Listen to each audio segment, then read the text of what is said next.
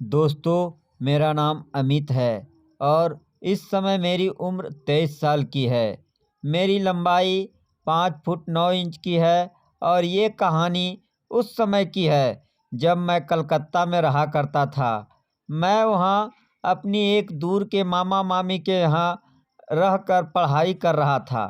तब मामा जी ने अपने छोटे बच्चे के लिए एक नौकरानी लगा रखी थी, जो सारे दिन घर पर ही रहा करती थी।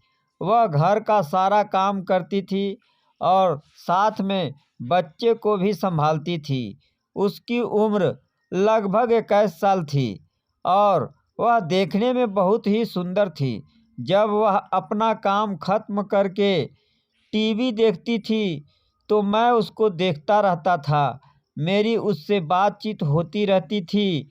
एक बार मामा मामी मूवी देखने गए थे और वो अपने साथ बच्चे को भी ले गए थे। उस दिन नौकरानी घर पर अकेली थी। जब मामा मामी मूवी देखने चले गए तो मैं उसके पास आ गया और उससे उसकी पुरानी बातें करने लगा। उसके फ्रेंड और उसके बॉयफ्रेंड के बारे में पूछा तो उसने कहा कि मेरा आज तक एक भी बॉयफ्रेंड नहीं बना, क्योंकि मैं किसी लड़के से बात ही नहीं करता हूँ। मुझे किसी लड़के से बात करने में बहुत शर्म लगता है। तब मेरे दिमाग में एक आइडिया आया।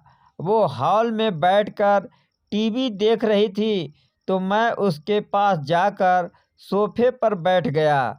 मैंने उससे थोड़ी बातें करना शुरू कर दी। उसे भी थोड़ा थोड़ा अच्छा लग रहा था।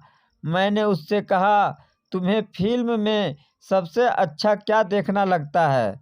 वो बोली, वो वाली फिल्में। मैंने आश्चर्य से कहा, क्यों? वो हंसकर बोली, बस अच्छा लगता है। मैंने कहा, अच्छा वो सब देखकर क्या लगता है? तब वो मेरी तरफ देखकर हंसने लगी। उसने कुछ नहीं कहा। शायद वो मेरी भावनाओं को समझ रही थी। तब मैंने कहा, बताओ ना। वो बोली, बस दिल में कुछ कुछ होने लगता है। मैंने कहा, कुछ कुछ क्या? वो बोली, अब ऐसे कैसे बताऊं? ये कहकर वो जोर जोर से हंसने लगी।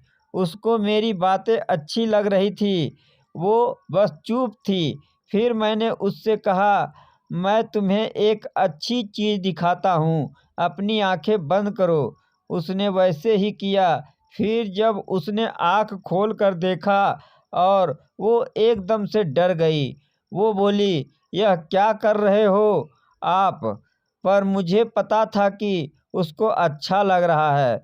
उसने नाटक किया कि मैं मामा मामी को सारी बात बता दूंगी। मुझे पता था कि वह ऐसा नहीं करेगी।